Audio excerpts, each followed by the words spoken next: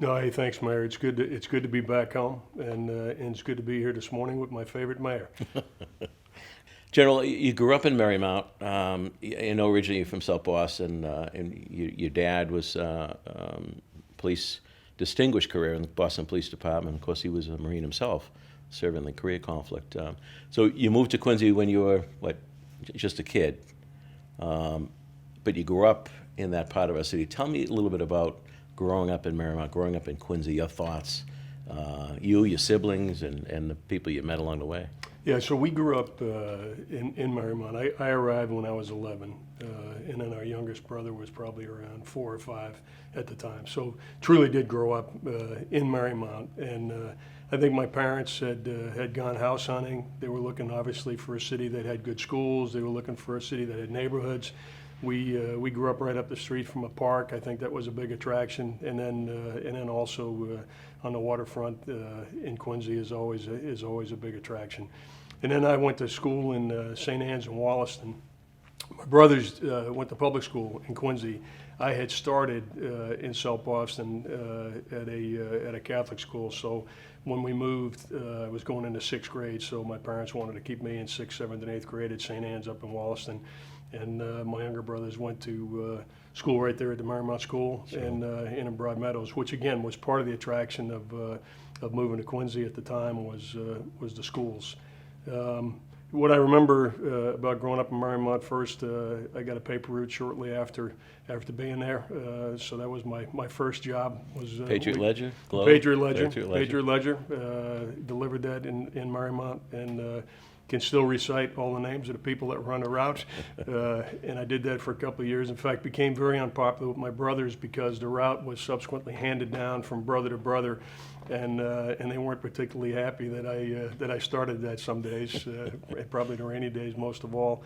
And then what I remember about Marymount is, my parents could just let you run around, and they know you'd be fine. All the parents in the neighborhood would look out for each other's children. We spent hours and hours, down at Perkins Field, either playing street hockey, playing baseball, playing basketball, pickup games. Got a rowboat when I was probably about 12 or 13. The water was a big deal, Sure. and so that was, just an old wooden boat, and that was my big project to go out and use that. Eventually got a motorboat and kept it moored right down the end of the street on Narragansett Road. But what I do remember, and there was so many other kids roughly of the same age in the neighborhood, and it was just a great place to grow up. I've heard you say, it was one of the ceremonies at 8th and I think it was, that one of your interviews, I heard you reference that you look back growing up, that your mother was the drill sergeant in your home. Do you want to elaborate on that? There is no question about that. My mother used to use my father as a threat. Wait till your father comes home. But it wasn't too, we weren't too old when we used to realize actually nothing happens when he comes home. And the real discipline was administered by my mother.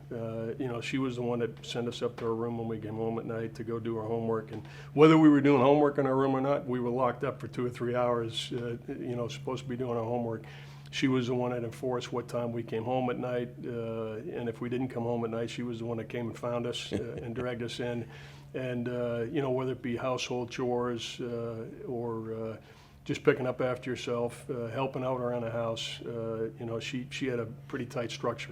Yeah. And I was the oldest of 6 boys, and so I think Your poor mother. a certain that's right, and a certain framework for maintaining some order in the house was required, and she's the one that provided that.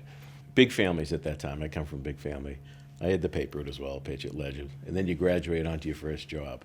What was your first job after the paper? So my first job was at Howdy Beef Burger down on Southern Artery. Wow. And, I learned a lot. I think 16 was when you could get a job. So, I had the paper out till I was probably around 15.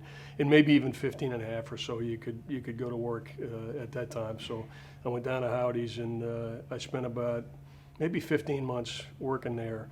And then I got a job at what was called Big Buy or Best Buy grocery store. It was the first national grocery food chain down by the Four River Shipyard. Yeah. So that was kind of my second job, and of course the money was much better and the hours much better. But I learned a lot at Howdy's. Yeah. I mean, I think you learn a little bit about leadership, you learn a little bit about hard work, you learn a little bit about working long hours. Without exaggeration, and my kids roll their eyes when I tell them this, I can remember working 70 hours a week at Howdy's, just asking for extra shifts and those kind of things on the weekend. And, you just, that's part of life's experiences. I remember growing up, you never, we all worked, and you never really asked your mother or father for any money. You worked, and if you wanted something, you got it with the money you earned. So now you were at BC High at that time. I was at BC High in high school. That's Yep. right. But when you talk about the money, Mayor, that's exactly right. I mean, when I was probably 11 or 12 is when we got the paper route, and a big piece of that was I needed money, and that wasn't going to come from just asking my mother and father or do it. Hey, how about some money? And so I actually needed in those days. You might remember you had to buy the paper route. That's right. So my parents told me, well, you're going to have to figure out a way to get that money. And maybe it was $25 or $30 to buy the route, which would have been a couple of weeks. It took you to pay that back. And I was lucky. One of my mother's brothers owned a restaurant in Boston, and I was talking to him one day, and I borrowed $30 from him. And I bought the route from one of the big kids on the corner, Yeah. and who was ready to move on to a real job. And so I got the paper route, and then had that until Howdy's. And then when I finished St. Anne's at 8th grade, I started at BC High, Yeah. and so we commuted into BC High every day. I know you went on to St. Michael's in Vermont, the college. Were you thinking at that point about the military? When did you feel like you had the calling? Yeah, I knew really as a young kid that I wanted to go in the Marine Corps someday. In fact, probably in 6th grade, I had a teacher named Mrs. Perry at St. Anne's whose husband was in the FBI. And she asked us, and it's probably still in the house somewhere, it's 25 years from now, what are you going to be doing? So you had to write an essay in 6th grade. And I wrote that I was a part-time FBI agent, a part-time Marine. I didn't know what you could do and what you couldn't do, but those were the two things I was thinking about as early as 6th grade.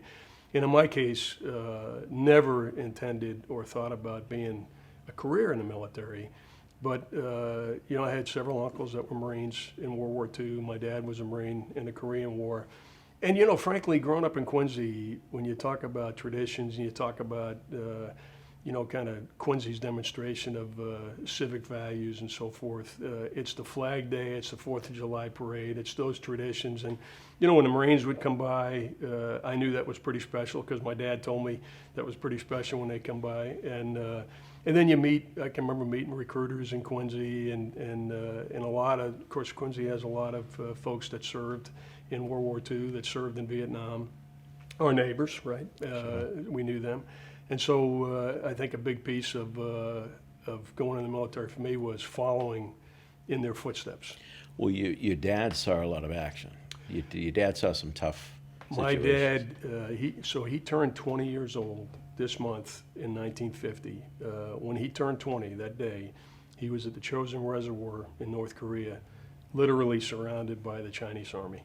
And did what a famous march out to the sea to Hangnam in North Korea, was evacuated, went to a naval hospital in Yokosuka, Japan, and then eventually came back to Chelsea Naval Hospital and recovered from his cold weather injuries from the Korean War.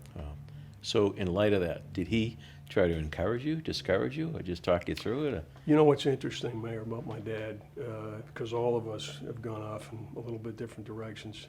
He never encouraged me to do anything except for go to school. Okay. The only thing that I remember him really being forceful about was when I was in high school and thinking about whether or not I was going to go to college or not. He helped me to make up my mind. And particularly, he said, hey, look, you're the oldest. You're going to be an example to the others. You need to go to school.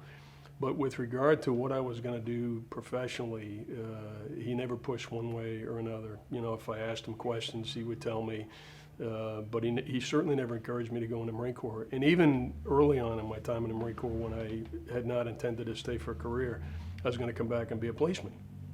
And so I asked him for a little bit of help and get me some information and so forth. It never came. It never came. You know, he let each one of us make up our own minds. And as I look back, that's even how, whatever activities I was involved with as a kid in sports and so forth, was never my parents signed me up. My parents told me to go do this. It was I had to have the initiative to hear that it was going on, sign the paperwork, and show up for whatever the event was, tryouts or whatever the case may be. That my parents never, and then they never took us to the event, you know, get there by yourself.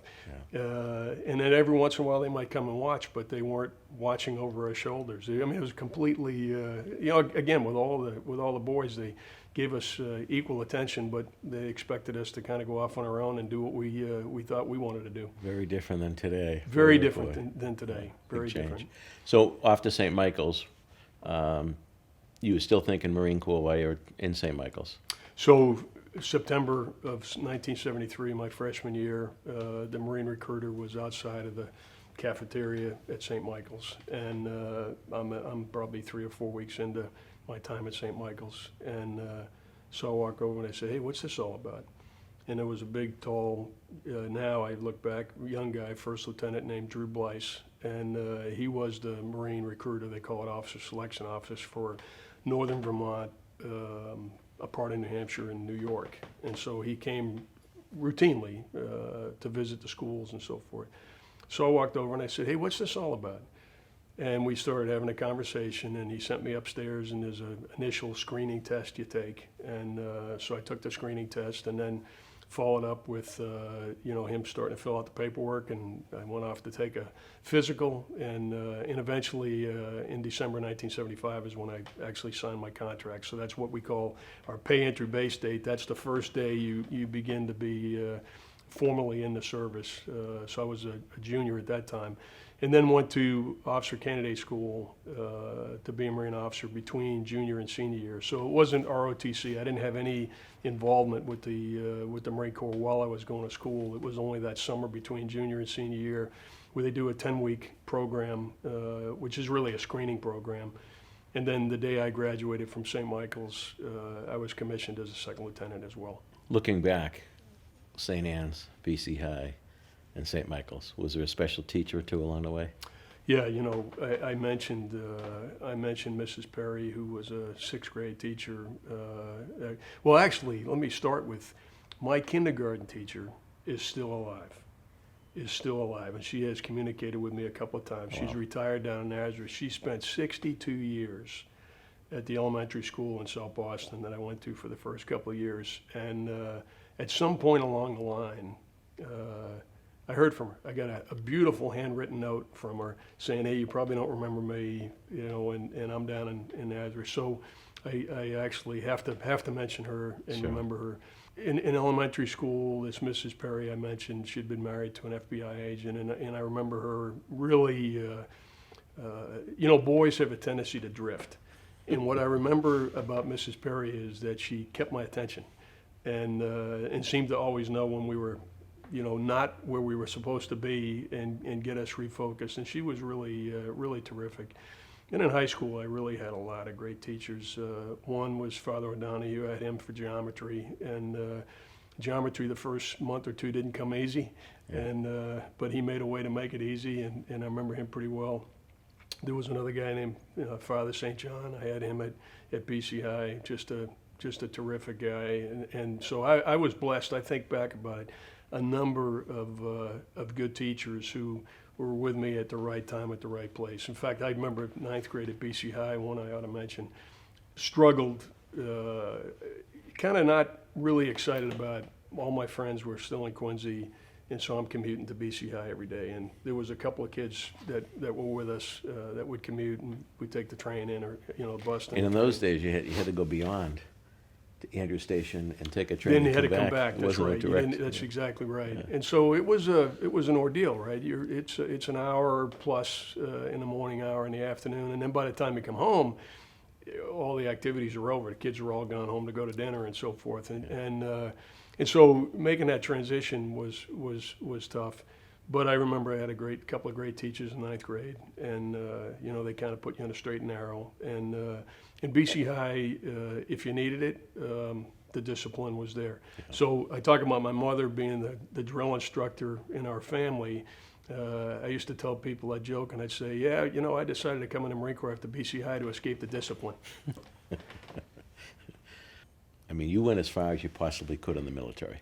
And did you ever think about, I want to be a colonel, I want to be a, or it was just kind of things went along? Mayor, I didn't. In fact, quite the contrary. So my initial obligation of service was 2 years in those days, a 2-year contract. And the first year of it, of course, you're in training. And then I went out to Camp Pendleton, California. And after I'd been out there about 2 years, I actually resigned. I said, hey, it's time to go home. So I went up to my colonel and said I was going to go home. And it's a long story, but I changed my mind and I stayed. And then I went to Okinawa, where your son is now. That was my second tour. So I spent 3 years in California.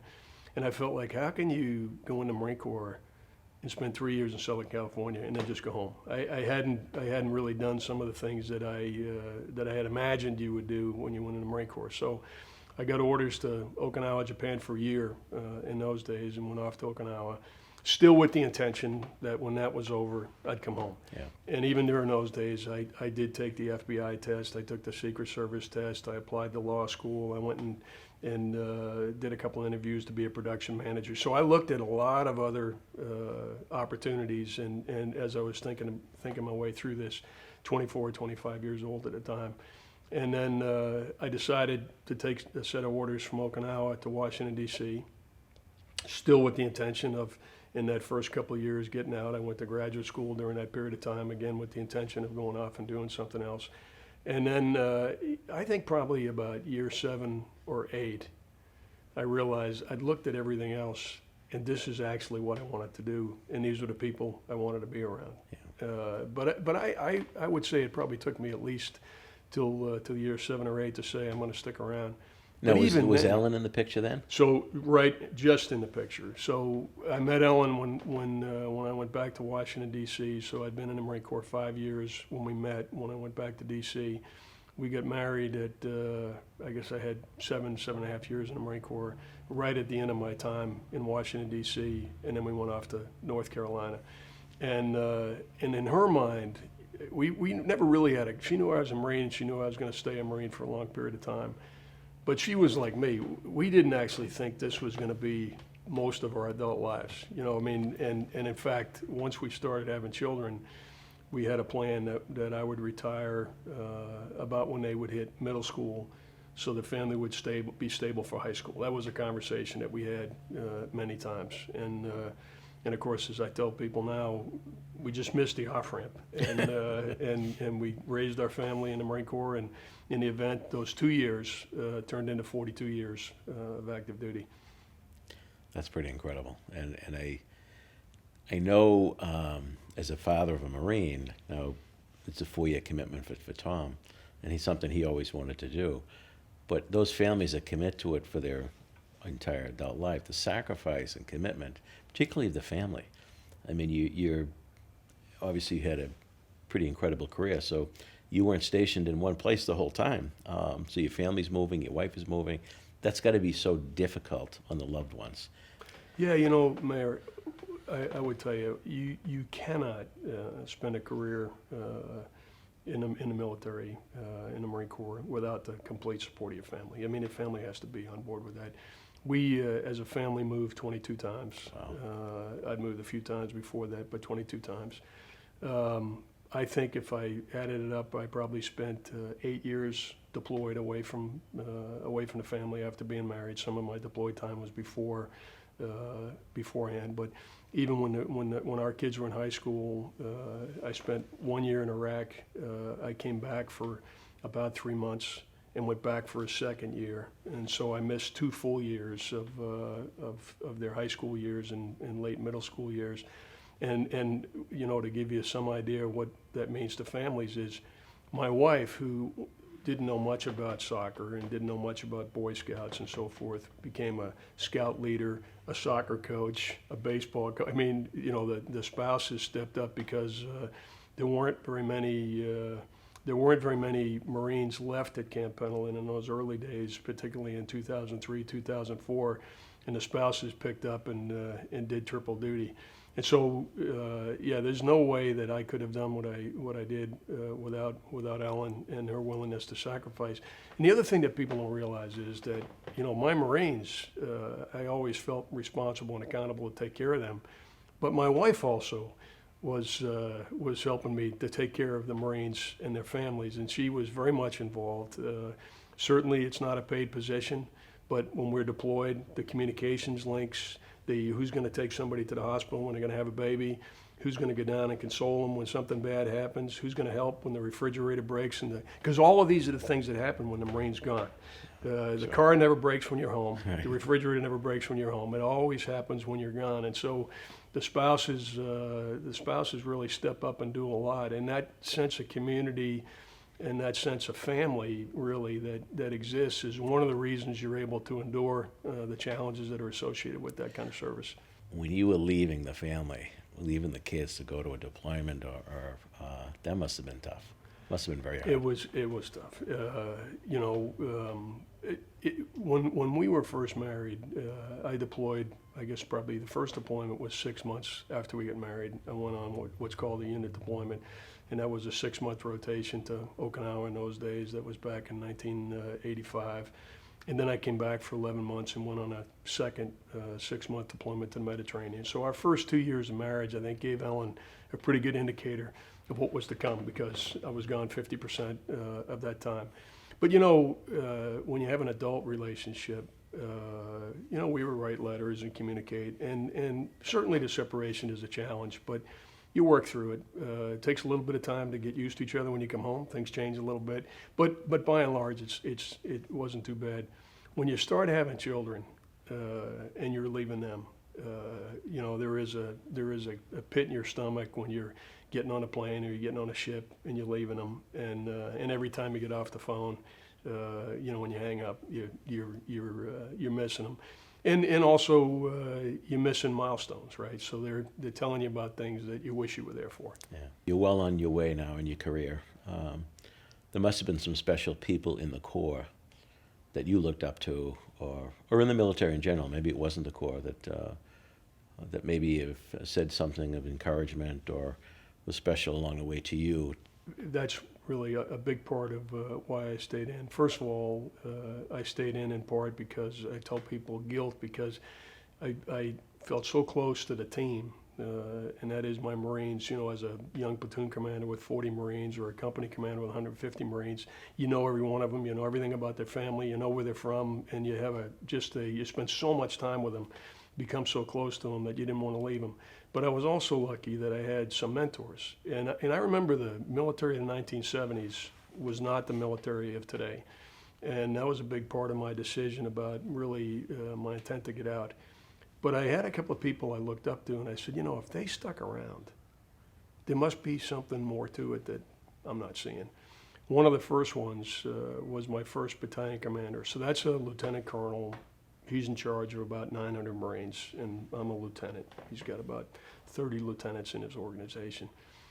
And he was actually BC high grade, 20 years ahead of me. His name was Joe Hoare. And as a young lieutenant, you know, he was somebody that you could tell really cared about people. I like to say he was the kind of individual that said, "How are you?" And he actually waited for the answer.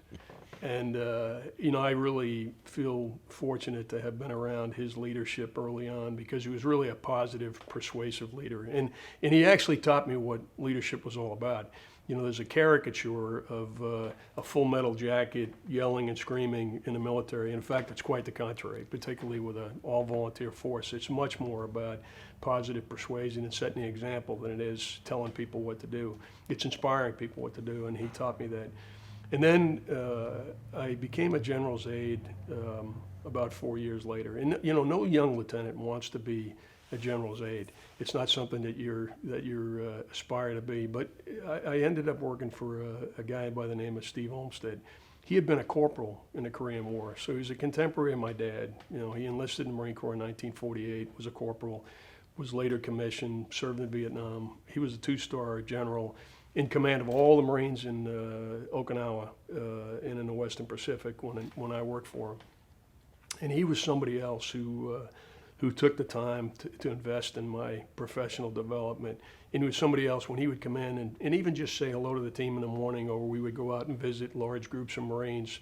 I would just watch him. I'd watch the way he talked to people. I'd watch the way he inspired people. And he was somebody you said, boy, I'd like to have the kind of impact and the kind of influence he has someday. And then probably later on in my career, I went to work for the then Commandant at the time of the Marine Corps, General Carl Mundy, and I was a lieutenant colonel. And so in terms of how I have thought about being a senior leader, how I've thought about navigating difficult situations, how I've made decisions as a senior leader, I would say that the 3 years I worked for him were probably the most impact in my career. And he was somebody, he joined the Marine Corps in 1957 and raised a family so he was the whole package to me, right? He was a man of character. He was a great family man. He was committed to the Marine Corps. And then I saw some bad things happen, as they always do when you're a leader.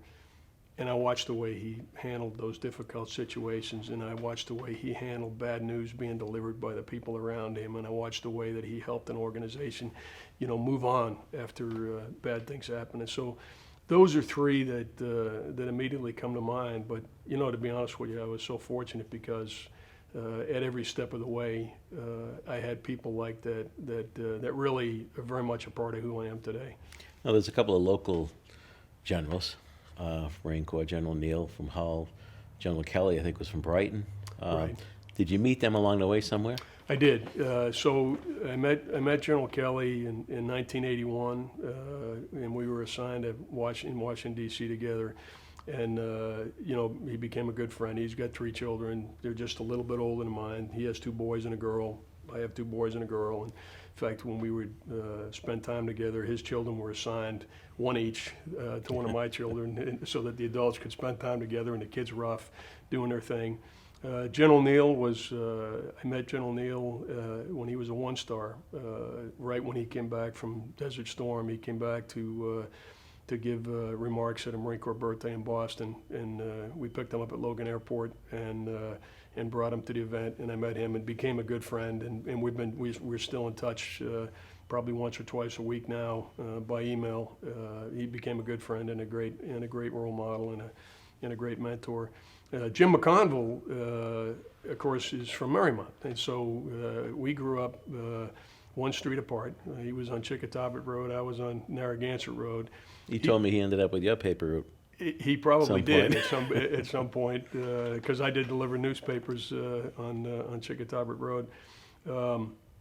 But Jim McConville was about 5 years younger, but in those days, I talked earlier about the pickup baseball games, pickup basketball games, going down to the beach and so forth. And, Jim McConville was always one of those guys that was around and somebody I became a friend with.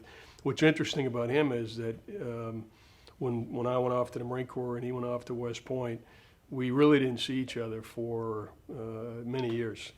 And in 2003, when I came back from my first tour in Iraq, I was literally down a foot of Narragansett Road. I'd gone for a run and I was stretching on the seawall.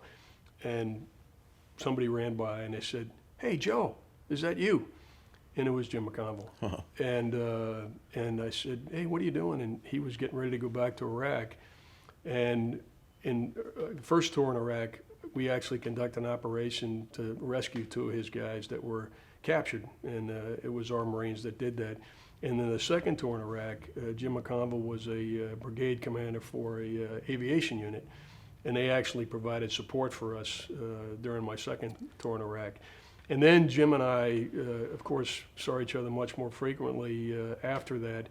And then in 2013, when I went back to command all of our forces in Afghanistan, one of my commanders was Jim McConville, who had the 101st Airborne Division at the time. That's remarkable. And so the regional command on the eastern part of Afghanistan was Jim McConville's responsibility, and so I had the opportunity to serve with him then as well. Long way from the seawall. We were a long way from the seawall, and as we used to talk about, a long way from the swamps, which we spent a lot of time running around in the marshes that we called swamps. No, kiddingly, talking to General McConville a few months ago, he said growing up, he said he used to play soldiers and all that. He said, Dunford was always an Army guy growing up. I don't know where this Marine No, thing this came is from. not. This is actually factually incorrect. McConville is a revisionist historian, and he says that we played Army. I said, no, we didn't, Jim. We played Marines. So you're going along in your career. Was the first star a surprise to you? You know, for a couple of reasons. So in 2001, I was going out to California to command as a colonel. And it was June of 2001, so just a few months before 9/11. And that was the point when our children were going into 8th grade, 7th grade, and 6th grade. And so that was a 2-year assignment, and my wife and I had kind of fixated on 2004 being the year that I would retire. At that point, we felt like I would have done all the things I wanted to do professionally, and we had in the back of our mind, as I mentioned, that when the kids went to high school, we would stabilize. So we actually, came to a decision that I would retire in 2004, and it was a commitment I made to Ellen, and I was comfortable with that. It was, would have had a chance to had a good career and then come back home. I was actually in Iraq in 2003 when what they do is they send out a notification that the following people would be considered for promotion, and you have to say yes or no. You'll send in a picture and ask to be considered. So I sent Ellen an email, and I still have it somewhere. And I said, hey Ellen, I know I promised you that I would retire in 2004, and if that's what we're going to do, I gave you my word and I'll do it. I said, but I feel a little uncomfortable submitting my retirement here in the middle of a war, and I'm not sure when this is going to end, and I just feel like now is not the time to leave. And she sent back a very cryptic one line, you do whatever you think is the right thing to do. And so that decision for Ellen ended up being 16 more years of service. Wow. Had no idea at the time. And so I was selected for Brigadier General in late 2003 and actually got promoted in Ramadi, Iraq, to 1-star.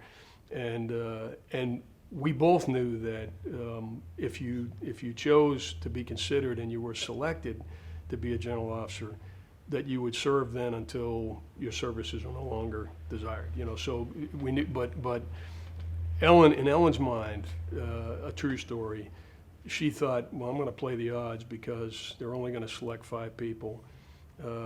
He may or may not get selected. If he doesn't, I will have been supportive. And so we can go off and he'll know I was supportive, and he probably won't, so it'll be fine. That was her thought process, and that's sincere. And in any event, I got selected, and the two of us went on a second chapter of my career that neither one of us could have imagined. Even as late as 2003 or 2004, we could not have imagined what the next 16 years would be.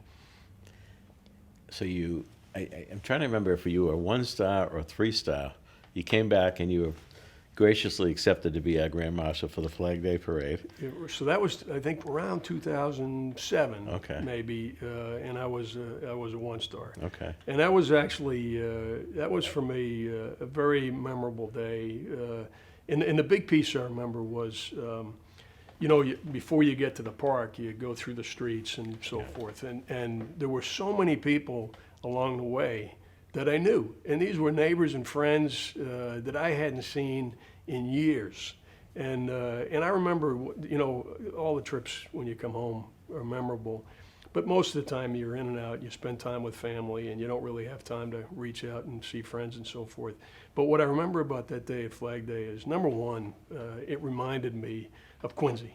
Yeah. It reminded me of how diligent Quincy is to memorialize the special days, whether it's Memorial Day or Veterans Day or Flag Day. The holidays are all kind of, that's what makes Quincy Quincy. And as I said, that trip was particularly memorable for me coming home just because of how many people I ended up having the opportunity to meet with. And of course, everyone goes back to the park, and I must have spent 3 hours there, even well after the event was over, just visiting with old neighbors and friends and so forth. So, like I said, it was for me a reminder after all those years of how much I enjoyed growing up in Quincy and what a special place it is. You eventually you get your 4th star, and you become the Commandant of the Marine Corps. What an incredible feeling that must have been for a kid growing up who just wanted to serve in the Marine Corps. Talk to me a little bit about that. It really was. And for any Marine, obviously, that would be the pinnacle of service. And the big impact, I think, for me was, you spend your life in an organization and you identify some things you think are really good about the organization. And then you have these statements you make early on. If I ever was, in charge of this outfit, this is what I would do, or that. And so I think what I was most enthusiastic about when that opportunity came was there were certain things that I thought we needed to emphasize to a greater degree, and the opportunity to help make those changes, because each Commandant of the Marine Corps makes a contribution. There's certain things you need to do, we call it making a course and speed correction. There's certain things you need to emphasize at given points in time. And so the opportunity to actually have an impact on the institution, as well as the Marines, but this was really the opportunity to have an institutional impact, was something I really appreciated. I remember when you came back to speak at the Clock Tower for Larry Norton and Tommy Belinda honoring the 48 dead from Vietnam, and you had your 4th star. I believe maybe at that point you might have been chairman, but I remember watching you. You spent so much time with every individual that approached you. You didn't rush anybody. You waited until that last person that wanted to say hello and have the picture done was done. That taught me a lot about leadership and what kind of a person you are. So now you're the Commandant. You think you're going to probably retire as a Commandant, and then all of a sudden you get the call to be the Chairman of the Joint Chiefs of Staff. I mean, that is the top, the highest military position in our government, and probably the most powerful in the world. Was that a surprise? So it was a complete surprise. I was about 8 months into the job, and Ellen came home one day and she said, "Hey, I'm hearing you may change jobs." I said, "Ellen, where are you hearing this? That's ridiculous." She said, "A bunch of the spouses said that you were rumored to be the next chairman of the Joint Chiefs of Staff." And I said, "Ellen, I'm fairly confident that the nominations are over there. I've only been in my job 8 months. That's ridiculous. You need to stop listening to those people." And it was about a week later, and I remember it very clearly. I was down in North Carolina visiting the Marines from our 2nd Marine Division, and we got a call from the White House that the president wanted to see me on a Thursday. This was like on a Wednesday. And my team, being a great team, didn't tell me. They said, "Well, he's not going to be back in Washington until Saturday." And that was the end of that conversation. And then later, we got a call, I think, from the Secretary of Defense's office saying, "You don't understand. He needs to come back to Washington right away." And I went in the next day to see the president. So I hadn't had much time to think about it, and I didn't even know that I was in consideration at the time. And had a conversation with the president, and he finished by saying, "Well, I think we're going to be seeing a lot more of each other." And I walked out, and it was a total surprise to my wife and I. And to be honest with you, because I had only been Commandant in the Marine Corps when this happened, in the event I spent about 13 months, but I'd only been there about 8 months, my first reaction was a bit of disappointment for not being able to finish things that I had started. Sure. That's one of the things we all want to do. If you start something, you want to finish it. So that was a bit of a disappointment. And to be honest with you, because I had never even thought about it, it took a little bit of an adjustment. It took even a greater adjustment for my wife. When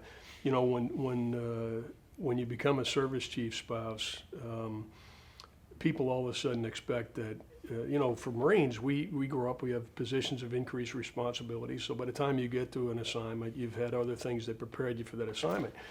When I became the commandant, we would travel around the world visiting Marines, and they'd parade Ellen into an auditorium full of 2,000 people and say, and here's Mrs. Dunford, and she would talk to them and do things. And she, I think, had just about hit her stride at the 8-month mark, where she knew what kinds of things she wanted to do with the families, and we had adjusted to the job, we had adjusted to what we thought the next 4 years would be. And so this was a big change for the Dunford family, and a big change for me. In any event, though, I look back, an incredible opportunity and an honor to serve at that level.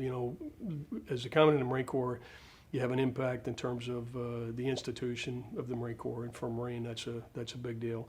You contribute to advice to the President as a member of the Joint Chiefs of Staff, but the Chairman is the principal military advisor to the President, a member of the National Security Council. And so on all of the challenging issues of the day, and for me, the big issues during the 4 years were obviously the fight against ISIS, which in 2015 and 16 was still pretty significant. We had a lot of difficulty with North Korea during those years with nuclear testing and ballistic missile testing. We had a lot of challenges with Russia, during that time.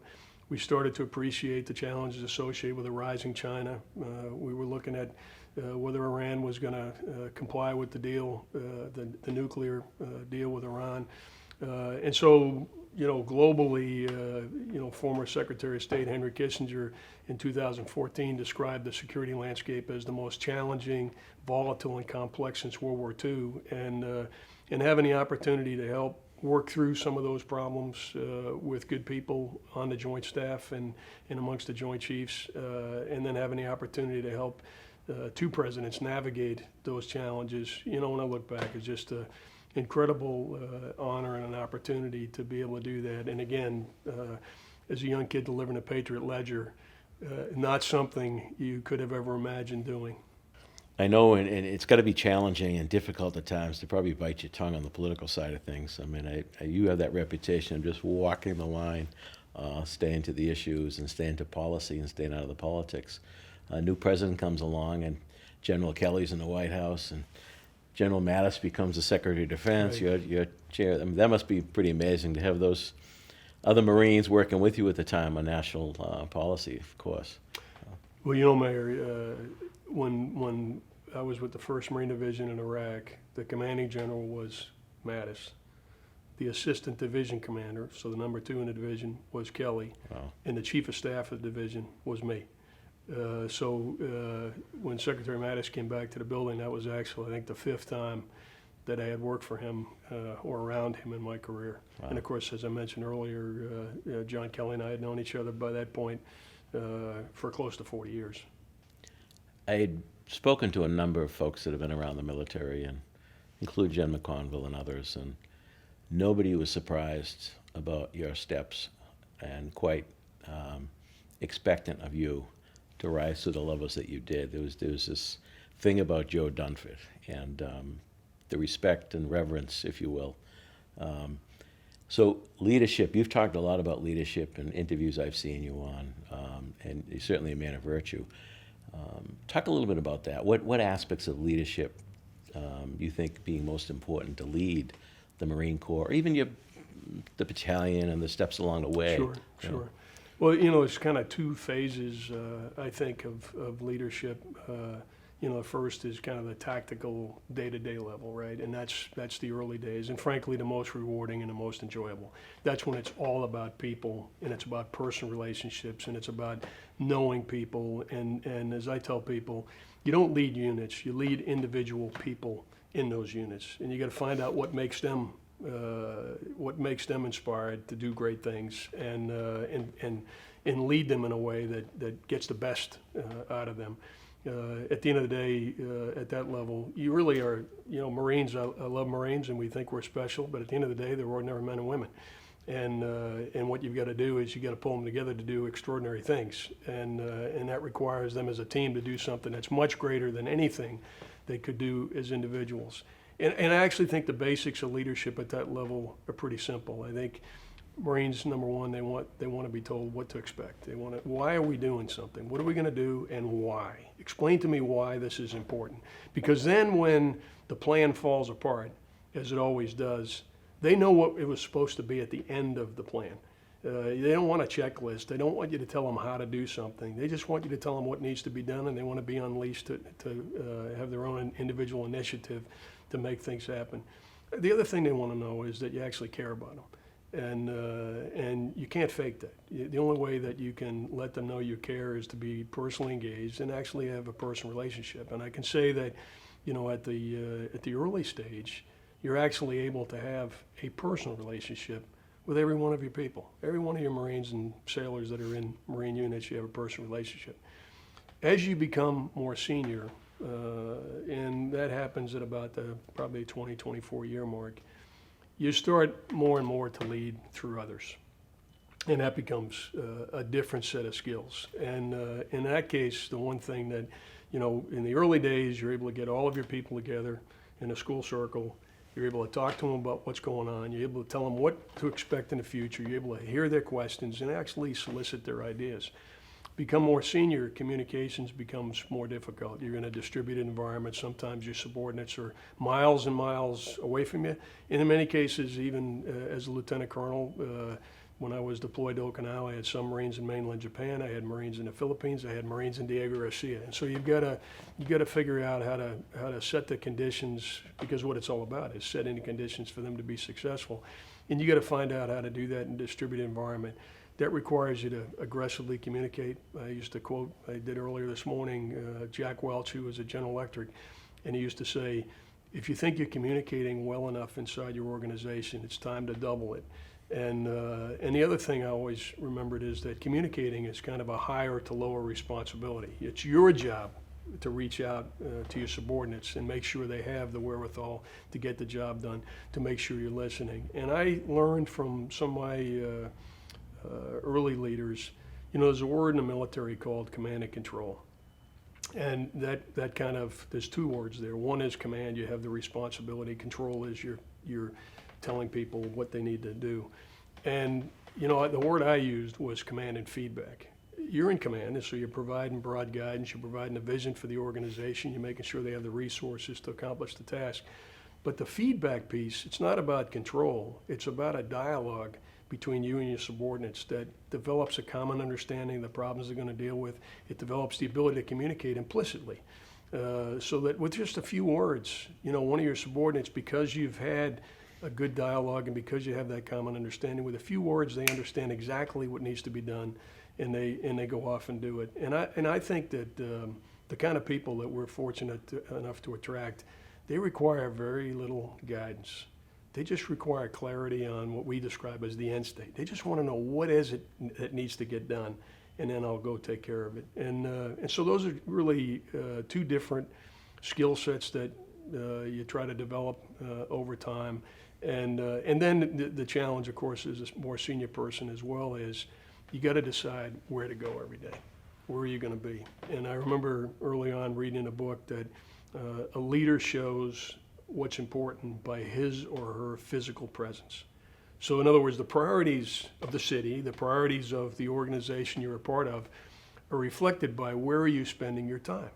And so that's, I think, as much an art as anything else, is determined by instinct. Where should I be so that I have an idea of what's going on out there and what our people need? And then the other piece is to learn to use, you can't be every place.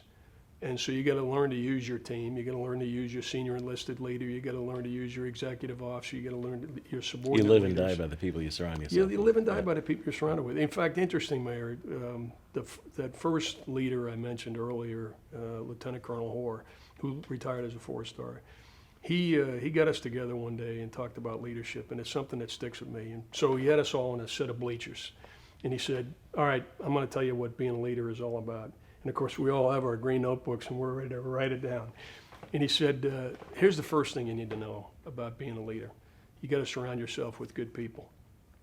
And then he paused for effect and he said, I forget the other two.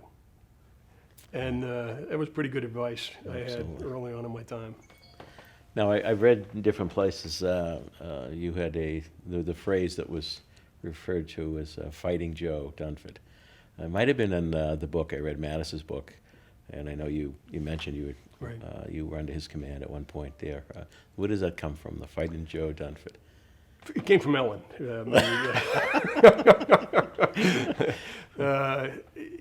When I was in Iraq in 2003, some of the Marines had put that on the back of cardboard and hung it on the back of vehicles and those kind of things. And I think one of the embedded reporters picked up on it. But to be honest with you, Mayor, that was not a name I went by or something that I used at all.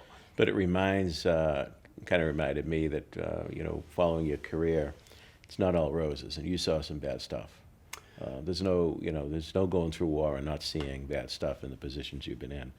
I think for me, one of the most challenging things is, even now when I look back on it. So, I've had the benefit of watching my children grow up.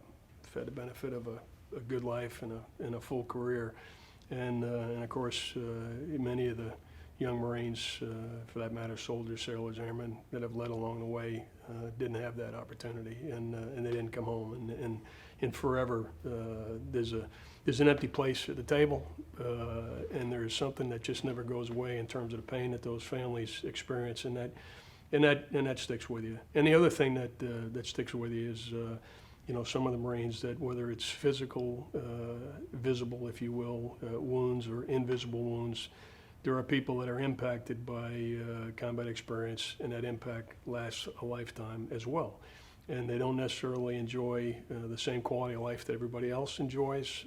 They don't, to their great frustration, sometimes enjoy the same independence that everybody enjoys. And so there is, for our men and women in uniform, a great sacrifice. And well, family separation comes and goes, and you move on when it's over. For some, the experience of combat is profound and life lasting, and so that is a big part of our profession. And those of us that are in leadership positions, I think if you say, what keeps you awake at night?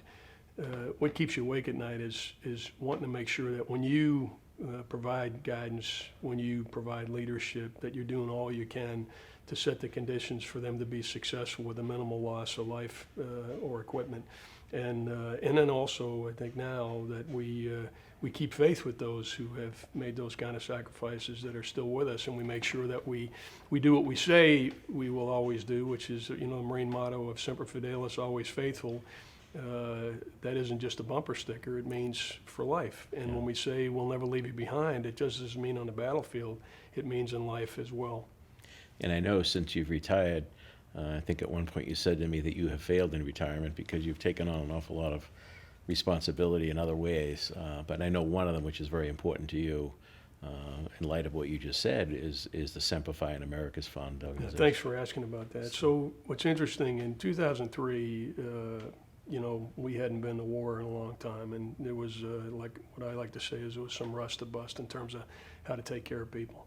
And one of the areas I think we really didn't do very well as a service was take care of our wounded when they came home. And so young men were coming back, young women were coming back to the hospitals, and everything from transportation from their families at the airport to clothing that they needed, toiletries and so forth. Those were all things that we were doing kind of on an ad hoc basis. And there was actually a group of spouses at Camp Pendleton that very quickly, because most of the service members were deployed, very quickly realized there was a gap that needed to be filled. And these spouses raised some money, collected some clothes, collected toiletries, and went down to the hospital and took care of those Marines and sailors when they came back.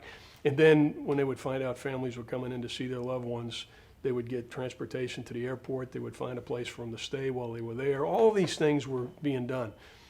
That organization eventually became the Semper Fi Fund and a 501c, and they started to formalize the organization after a couple of years. But it really literally started around a kitchen table with a bunch of spouses saying, hey, we need to do something.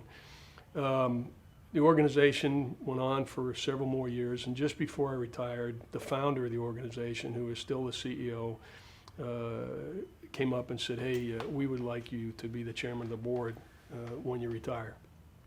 And I'd been advised by a lot of people, don't make any decisions, don't make any commitments before you retire.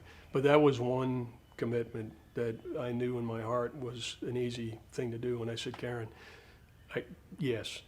She said, do you need time to think about it? I said, no, I got it. I can't talk much more about it now, but when I retire, immediately after I retire, I'd be honored to join the team. Because they have, over the course of time now, they've helped 25,000 service members who have been wounded. They've raised over $250 million for those families. They've done everything from adaptive sports to helping people make accommodations in their homes to work around their injuries, to taking care of those with the invisible wounds of war, taking care of families. And so it's what I am most appreciative of the organization I'm a part of now is we assign a case manager to every single person we help. And that case manager, as we describe it, puts them in an embrace, is what Karen calls it. A headlock is what I call it. And we don't ever let them go. And so many of these individuals will need solutions for quality of life and solutions to maintain a maximum degree of independence for their whole lives. And their lives will. It's not an exaggeration to say they're a lifeline. They're a lifeline. Yeah. And but again, it's a lifeline so they can lead as close to a normal life as possible. And that's what most of them do. But obviously, we have quadriplegics, and their needs change over time. And the needs of a young man or woman who is wounded at 20 or 30 years old is different than what's 40 or 50. So I have found that rewarding. This organization is still largely led by those spouses that were at that kitchen table in 2003. Very few organizations would survive this long. And our goal right now is to make sure that the organization lasts as long as the needs do. And we've since expanded also to the Vietnam generation, so it's not just a post 9/11 organization. We also have a special program to help take care of Vietnam veterans as well. Awesome. When I was fortunate to go down and see my son graduate in Parris Island, a kid by the name of Kyle DeWar was a colonel in the Pentagon, and he had lived in Quincy at one point, and I had emailed him Tom was going in. Of course, he emailed me back and set me up to, when I get to the base, call this individual. They'll take care of you. So I didn't have great expectations, but we met, and sure enough, we were at Morning Colors, and we had a great spot for the graduation viewing, and the aide at the time introduced me to the general, and he said, "This is the mayor, Tom Koch. He's from Quincy, Massachusetts." And the general responded, "That's Dunford's town." Right away, he knew Quincy was Dunford's town. And here we are talking about Quincy, Joe Dunford, Gordon Sullivan, Jim McConville, Ronald Rand, Frank McGann, and Charlie Sweeney. And there are others historically, but to take a moment in time, if you will, and continue the tradition, the heritage of the city, in honoring our military, in this case, our military leaders. So here we now, Quincy Center, which you probably didn't recognize when you came back initially, on the backside of what would have been the backside of Sears and Roebuck and Remix. There's a new bridge. It's called the General's Bridge. It's going to be a beautiful park. And there's two intersecting streets there. One is Dunford Drive, and one is McConville Way. So when you're talking about the story of you and General, well, probably you were not a general at the time, but Jim McConville working together on behalf of the military, it's pretty remarkable. Here, two guys from Quincy, a couple blocks from each other growing up, we have two streets named to celebrate. And I know it was also important that we include the men and women in uniform, the everyday veteran. And we have a great city. We honor them all over the place in Quincy. But we're going to have an honorary committee, and we'll put a good group together. Let me ask your thoughts. You're a humble guy. You're a very low-key guy, very unassuming guy. It's amazing to think you led the entire military with your style, and I think that speaks to who you are. But how does it feel to you're gonna have a street named after you? Mayor, it's beyond humbling and probably a source of humor for my family, if nothing else. But I initially didn't want to do it, and you know that. And at the end of the day, you said something that I don't remember if you recall saying it. You said, "It's actually not about you." And that actually helped me get over the hump of doing this, because it's not. And when you think about it, what is it really about, and what is it that has made Quincy special to us, and why we're having this conversation? Whether it's in uniform or not, it's about responsibility for something greater than yourself. And I think that what Quincy, going back to the City of Presidents that we're all proud of, and when you're away from Massachusetts and you're in the military, you say, where are you from? And you'll say, Quincy, Massachusetts. And someone might, for a second, that's where John Adams and John Quincy Adams are from. So right away you can put Quincy on the map. But what really this is all about, I think, is it's another form of service that we're highlighting to young men and women in Quincy. It's another path that they could follow to make a difference. They can seek political office, they can be in law enforcement, they can be in business and give back to the community, given in business, they can serve in uniform. And I think what this is about at the end of the day is just examples of people from Quincy, back to the theme of ordinary. We were all ordinary kids. I think you can go back and ask the neighbors in Marymount, was there anything special about Jim McConville and Joe Dunford? And I'm not sure that they'd be able to point to anything particularly special. But they found a path that they followed, and they found a way to serve, and they found a way to make a difference. And so when young people walk around Quincy Square and they see, reminders of presidents, they see reminders of people that went on to be general officers, they look at City Hall, what they ought to be thinking about is, what do I want to be when I grow up? And ideally, they want to be somebody, a man or woman that actually can make a difference, somebody that is a part of something greater than themselves, as I mentioned earlier. And so what is this about? It's about providing those people an example. And I hope in some small way, and I certainly think it's the case with Gordon Sullivan and Jim McConville and Robin and so forth, we are really talking about people who lived a life of character. They were good family people, they were good public servants, they were good people of character, and I think at the end of the day, good examples for that young 14 or 15-year-old who's at the point where they're thinking about, what do I want to be when I grow up? And I hope that, if nothing else, we've just added to the many, many people from Quincy who have set the example for those that come behind us, and actually say that, what we do in Quincy actually does produce people that think this way. And does produce people that can go out there and make a difference. So General Joe Dunford Jr., I know you have great pride in that name because I know what you think of your dad. We talk about the streets, you talk about being an example. I think there's another word that comes to mind, that's an inspiration to the younger generation. And I think we need some of those inspirations and heroes as much today as we ever have. People talk, you're around the square, you go down Washington Street. It's George Washington Street. Adams Street, it's John and Abigail Adams Street. Franklin Street, that's Ben Franklin Street. We've been steeped in history in this not only the city, this region, which is pretty remarkable. So add to that roster Dunford Drive and McConville Way. It's pretty special. And so on behalf of a grateful city of Quincy, we thank you for your incredible service to our country. We look forward to the events of May of 2021, and hopefully some of this pandemic will be behind us and we can really enjoy it. So thank you to General Dunford, truly a modern day patriot. Thanks so much. Hey, thanks, Mr. Mayor.